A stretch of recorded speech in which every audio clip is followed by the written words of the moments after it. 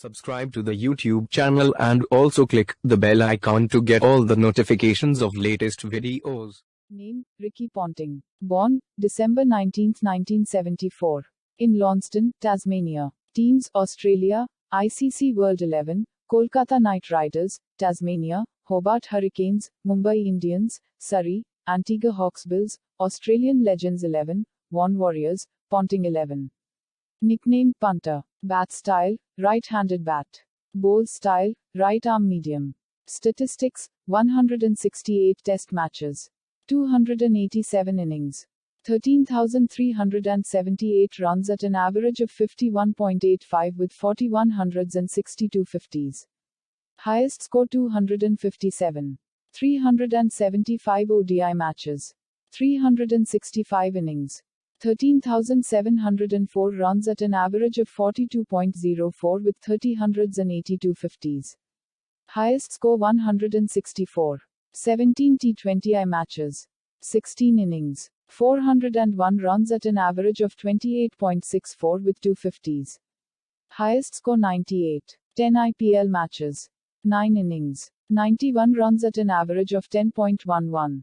Highest score 28. Journey of Ricky Ponting. Ricky Ponting had all the ingredients of a typical Australian: tough as nails, aggressive, vocal and above all, mentally powerful to tackle pressure situations. The best quality about Ponting was his burning desire to win matches, and at times, the desperation did bring up infamous incidents, but what shone through his career was the sheer desire to be victorious. 3 World Cup titles, including 2 consecutive ones as captain, to go with a couple of Champions Trophy titles, and the number 1 test ranking shows that he had seen it all in the international arena.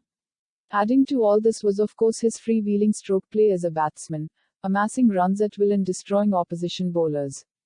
The only title that eluded him was the T20 WC, but one could argue that the format came around the time that Ponting was in his final years. A young and raw Ricky Ponting burst into the international arena in the year 1995 as he debuted in both the formats. He had garnered a big reputation in the domestic circuit for having the ability to produce the big runs, and most people were in awe of his skill set. However, disciplinary issues were equally prevalent with Ricky back then, and it did hound him in the initial years of his international career as well. But, he managed to pick himself up, and from the 1998-99 season, started to mature steadily into a top-flight batsman. Having started out as a middle-order batsman, he also started to take ownership of the pivotal number 3 slot, which he would make iconic in the years to follow. A highlight of Ponting's batting was the sheer intent he had, right from the first ball. It wouldn't necessarily be an aerial shot, would just be that positive trigger movement forward, and he didn't mind playing the pull-hook shot even off the front foot with incredible ease. In fact, that stroke went on to become Ponting's signature shot in his career. He rarely let the bowlers to dictate terms, and most of the times, bullied them into submission. His upward spike as a batsman meant that the leadership role wasn't far away.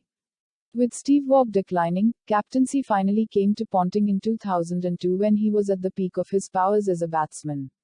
Over the next 5 years, not only did he as a captain win consecutive World Cups and Champions Trophy titles, but also went up to another level as a batsman. From 2002-2007, Ponting smashed an insane 41 international centuries across formats, testimony of the dominance he had over the bowlers. Apart from the limited overs glory, Australia were also ruthless in tests, carrying forward the legacy created by Steve Waugh. However, it wasn't all rosy for Ricky, especially in the longest format where the pain of losing the Ashes series happened to him thrice. It wasn't hard to understand the fact that he enjoyed captaining in the shorter format more, as his creativity worked well in white ball cricket, whereas in tests, his tactics were mostly revolving around the starry bowling attack. Once the senior bowlers left, Ponting started to feel the heat, and although the story was similar in Odis, he had a better grip over proceedings. After the 2011 World Cup, where Australia were eliminated in the quarterfinal, Ponting stood down from leadership and Michael Clarke was thrust to the role for all formats. Punter, as he is fondly called, barely played any games after giving up captaincy and bid farewell to international cricket in the 2012-13 home series against South Africa. His last year for Australia was fidgety, as is the case with most aging players, and hence, wasn't able to end on a high. Nevertheless, Ponting's contributions are invaluable to Australian cricket and he remains the second best batsman ever produced by the country after the Don. Apart from the several silverware that we won, there were a plethora of records that he created which may be tough if not impossible to break. At the time of his retirement, Ponting was only second to Sachin Tendulkar in terms of total international runs and centuries. A true legend of the game, Ricky even played a part in the IPL although not much with much individual success. After a few torrid years with KKR, he shifted to me where he even opened with Tendulkar, a rare feast for cricket lovers. However, Ponting soon realized that he wasn't adjusting well enough to the format and gave up captaincy to become a mentor of the side.